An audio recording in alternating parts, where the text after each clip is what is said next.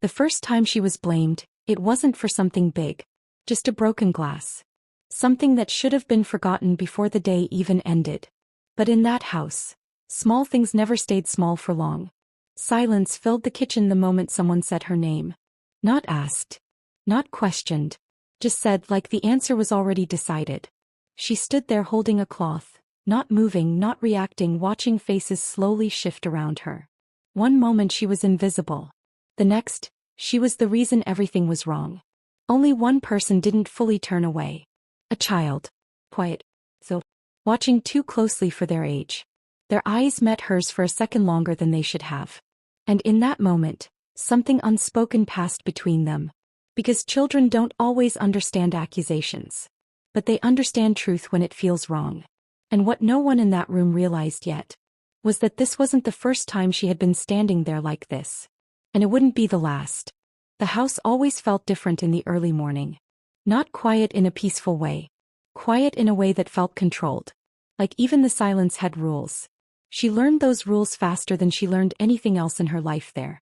Every morning, before the sky fully opened its light, she was already moving through the hallways. Bare feet silent against polished floors. Hands already preparing for tasks no one would ever thank her for. Her name was Lila. But in that house it slowly stopped sounding like her name. It became something else. Something smaller. Something easier to ignore. Nanny. That was what they called her. Not with hatred. Not with warmth. Just convenience. A word used when responsibility needed a place to land. The child she looked after was still asleep when she arrived that morning. Peaceful. Unaware. Untouched by the tension that already lived inside the house before anyone even woke up. That was always the difference. The child lived in the moment. The adults lived in expectations. And Lila lived somewhere between both. She prepared breakfast quietly, moving between kitchen counters with a rhythm she had memorized over time. Every object had its place. Every sound had its limit. Even breathing felt like something she had learned to control. Because in that house, mistakes didn't need to be big to become dangerous. Sometimes they only needed to be misunderstood. At exactly 7:18 she heard the first shift in the house. Footsteps upstairs. Faster than usual. Heavier. Different energy. She didn't need to be told something was wrong. She could feel it. The way air changes before a storm arrives. The child appeared in the hallway moments later. Half awake. Holding onto the wall slightly as they walked. Small eyes still adjusting to the morning light. They looked at her. Not with fear. Not with anger. Just confusion. That kind of confusion children carry before they learn how the world expects them to interpret things. Behind them voices began to rise. Not yet loud. But sharp enough to cut through normal conversation. Where were you when it happened? I told you she should have been there. This keeps happening when she is alone with him. Lila stopped what she was doing. Not because she was surprised, but because she already understood what was forming. Blame doesn't start as certainty. It starts as repetition. Someone says something once. Then again. Then louder. Until no one remembers who started believing it. The child stepped closer to her. Still quiet. Still unsure. But watching everything carefully. That was something Lila had noticed before. The child didn't react quickly like the adults. They observed first. Then questioned later. Which made them dangerous in a house like this. Because observation leads to memory. And memory leads to truth. A woman entered the kitchen. The tone of her voice already decided before she spoke. We need to talk about what happened this morning. Lila turned slowly. Calm. Not defensive. Not emotional. Just present. The kind of presence people misinterpret as guilt or indifference depending on what they want to see. I was with him, Lila said simply. But I stepped out for less than 5 minutes to bring his clothes. Pause. That small space where truth should normally breathe. But in that house, pauses were where assumptions grew. Another voice entered. That's exactly what you said last time. It wasn't a question. It was a conclusion pretending to be history. The child shifted slightly. Still watching. Still silent. Still trying to understand why the same situation could feel so different depending on who was speaking. Lila looked down for a moment. Not because she was ashamed. But because she was calculating. She had learned that defending yourself too strongly made people believe you less. and defending yourself too softly made them ignore you completely. There was no correct tone in a place like this. Only consequences. The child finally spoke. Soft. Almost hesitant. She didn't leave me alone. The room shifted instantly. Not loudly, but enough to feel. Because children are not supposed to interrupt certainty. Especially adult certainty. The woman turned toward the child. Go to your room. But the child didn't move immediately. Their eyes stayed on Lila. Still searching. Still unsettled. As if they were trying to find the missing part of a story no one was explaining properly. Lila met their gaze for a brief moment. And something passed between them again. Not words. Not agreement. Something quieter. Recognition that something wasn't adding up. And that recognition was the beginning of everything changing. The child finally walked away. Slowly. Reluctantly. Still looking back once before disappearing down the hallway. And when they were gone, the atmosphere in the kitchen shifted again. Heavier. More settled. Like the house had returned to what it believed was normal. But Lila remained still for a moment longer than necessary. Because she had seen something in that child's eyes. Not belief. Not denial. Something in between. And in her experience, that was where truth usually started. Before anyone else could speak again, she turned back to the counter and continued what she was doing. Not because everything was fine, but because she already knew. This was not the last time she would be standing in a room like this. The next time, they might not all be speaking at her. By midday, the house no longer felt like a place of routine. It felt like a place waiting for confirmation. Not of what happened, but of who would be made responsible for it. Lila noticed the change in how people moved around her. It wasn't direct confrontation yet. It was something quieter. More dangerous. People don't always accuse you immediately. Sometimes they start by rearranging how they treat you first. Shorter sentences. Fewer eye contacts. Longer pauses before responding to anything she said. As if they were testing whether she still belonged in the same version of reality as them. The child stayed closer to her after breakfast. Not openly. Not in a way that would draw attention. But enough that she could feel it. A presence nearby. A question that hadn't been spoken yet. That was the thing about children. They don't always follow instructions when something feels unfinished in their mind. And this child had started noticing the gaps. Later that afternoon, something small happened. Something ordinary on the surface. But in that house, nothing stayed ordinary for long. A second incident. Another broken object. Another disrupted routine. And this time, Lila wasn't even in the room when it happened. But her name reached it before she did. She stopped walking mid-step when she heard it being said in the hallway. Not loudly, but clearly enough. She was supposed to be watching him. That sentence again. Not new. Not proven. But already treated like memory. Lila turned slowly. And this time she saw something she hadn't seen before. They weren't asking questions anymore. They were aligning themselves. Each person adjusting their version of what happened so it matched the easiest explanation. Her. Always her. The child stood near the staircase watching everything unfold again. But this time their expression had changed slightly. Less confusion. More discomfort. Because repetition has a way of revealing patterns even when explanations are missing. The child finally spoke again. Quieter than before. She wasn't there. A pause followed immediately. Not because they didn't hear it, but because it disrupted something already settling into place. One of the adults turned toward them. Go upstairs. But the child didn't move right away. Their eyes stayed on Lila. Still searching. Still trying to match what they were seeing with what they were being told. And for a moment Lila realized something that tightened the air around her chest. The child was starting to remember details differently from the adults. That was dangerous. Not because it was wrong, but because it couldn't be controlled. Later Lila was called into the side hallway. Not formally. Not politely. Just redirected there the way someone might redirect something inconvenient out of sight.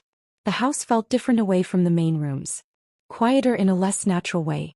Like silence was being used instead of existing on its own. The house manager stood waiting. Arms crossed. Expression unreadable in the way people learn when they are preparing to believe only one version of events. We need clarity, they said. Lila didn't respond immediately. Because she understood something important. Clarity is not always about truth. Sometimes it is about agreement. What exactly happened this morning? The manager asked. Lila met their eyes. Come. So. I told you already, she said softly. I didn't leave him alone. Pause. Long enough for pressure to build. Then explain why two different incidents happened in the same morning, the manager replied. That was the moment the shape of the situation became clearer. It wasn't about one mistake anymore. It was becoming a pattern. And patterns are what people use when they want certainty without proof. The child appeared at the end of the hallway. No one called them. No one expected them. But they were there. Watching again. Listening again.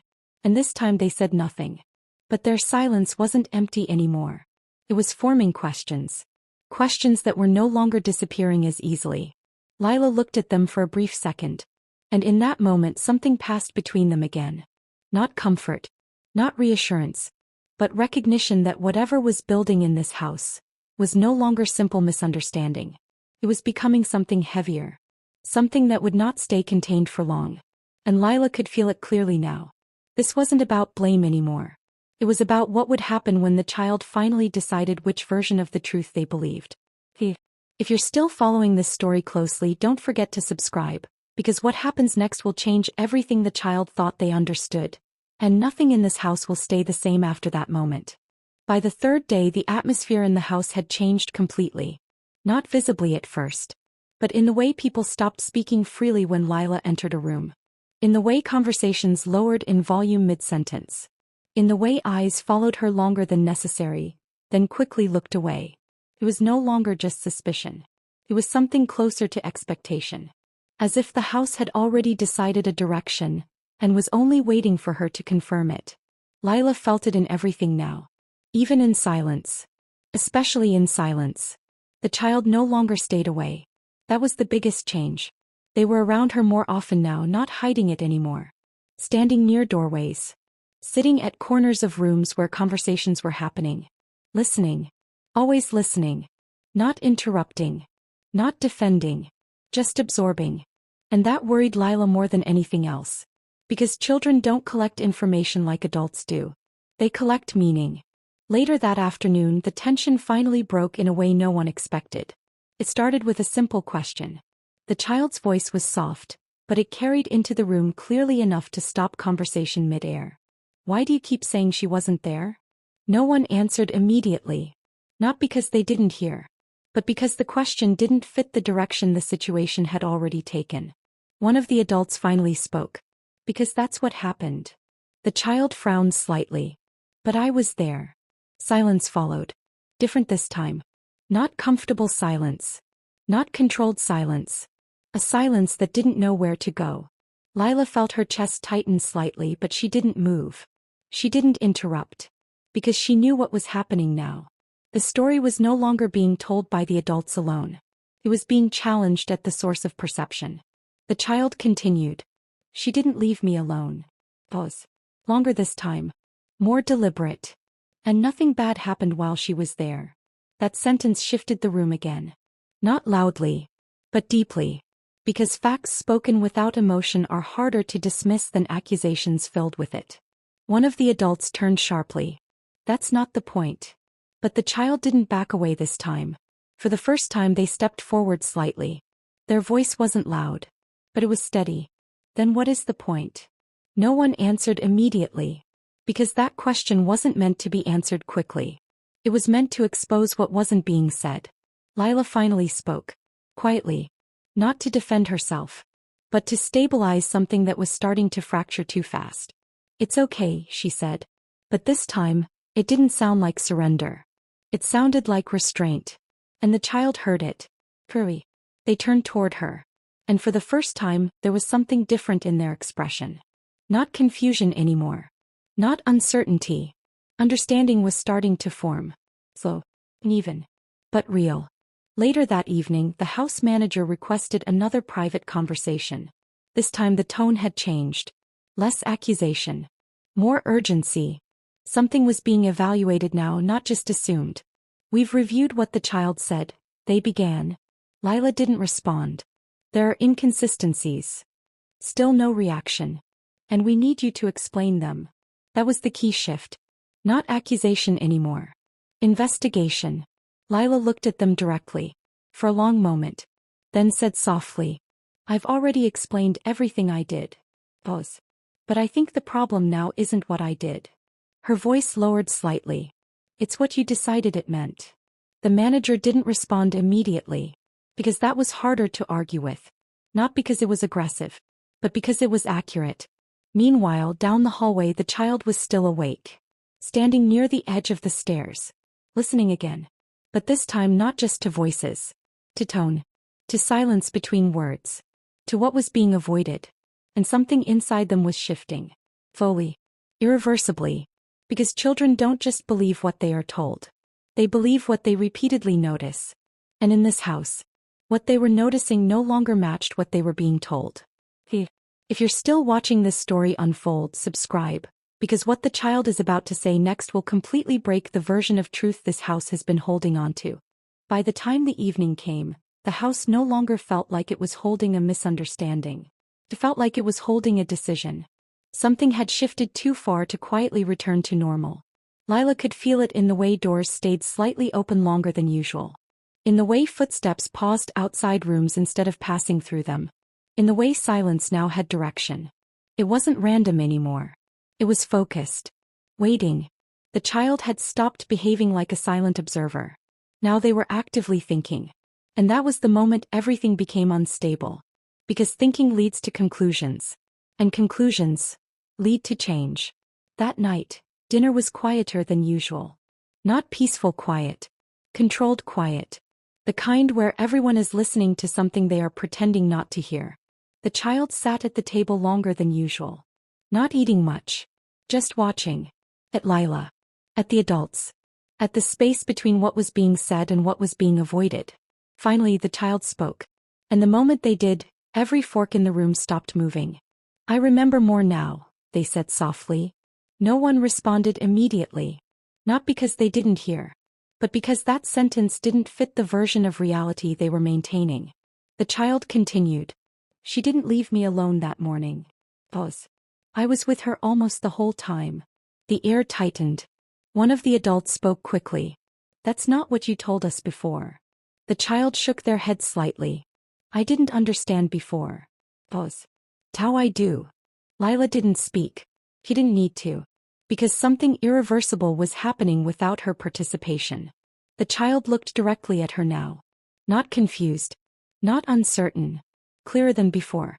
And in that clarity, something dangerous formed. Truth that can no longer be redirected. I think everyone is saying it wrong, the child said. Silence dropped instantly.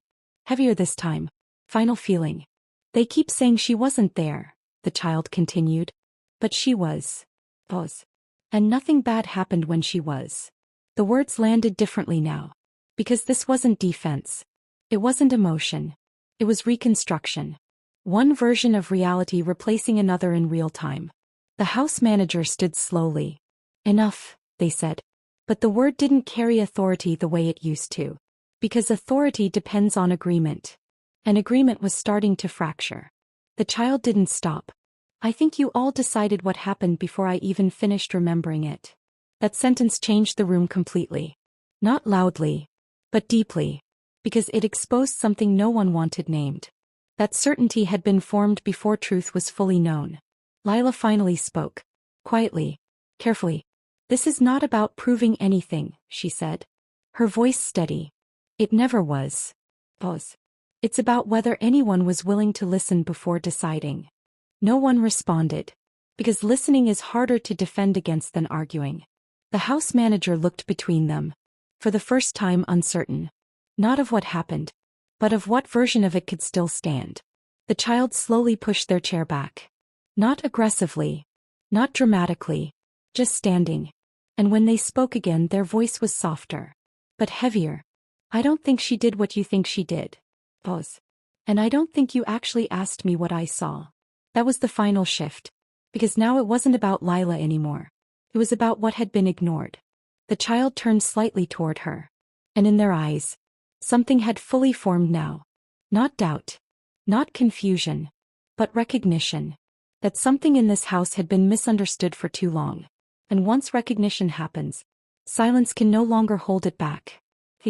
If you're still following this story, subscribe, because the next moment will force this entire house to face a truth they have been avoiding since the very beginning, and there will be no more versions left to choose from. The house didn't feel the same after those words. Not immediately, but something in it had already started to collapse quietly. Not physically, emotionally, like a structure that had been standing on the wrong understanding for too long. No one spoke for a while. Not because there was nothing left to say, but because everything they were about to say suddenly felt uncertain. The child was still standing. Not defiant. Not emotional. Just clear. As if something inside them had finally stopped shifting and settled into place. And that was what made it powerful. Because clarity is harder to argue with than anger. Lila looked at them for a long moment. Then she spoke. Swiftly. Not to defend herself. Not to explain further. But to complete something that had been left open for too long. I never needed to be believed immediately, she said. Pause.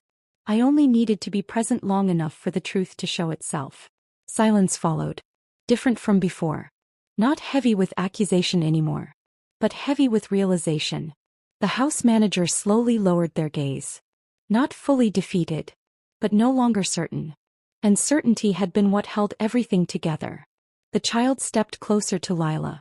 This time without hesitation. And when they spoke, their voice was no longer unsure. I remember everything now. Pause. And I think I understand why no one else did. That sentence changed everything. Because it didn't accuse anyone. It explained everyone. Lila's eyes softened slightly. Not with relief. But with something closer to acceptance. Because that was the moment she had been waiting for. Not vindication. Understanding. The child continued. I wasn't left alone. Pause. I was just never asked carefully enough to explain what actually happened. That was the final crack in the version of truth the house had been holding on to. Not broken by force. But by clarity. One of the adults finally spoke, voice quieter than before. Then, what are we supposed to believe now? The child looked at them. Then answered simply. What actually happened? No anger. No blame. Just simplicity. And simplicity is what remains when everything unnecessary falls away. Lila stepped back slightly. Not leaving. Not staying. Just no longer confined by the version of her that had been built without listening. I didn't come here to be understood instantly, she said. I came here to make sure nothing was misunderstood forever. Pause. And now, it isn't.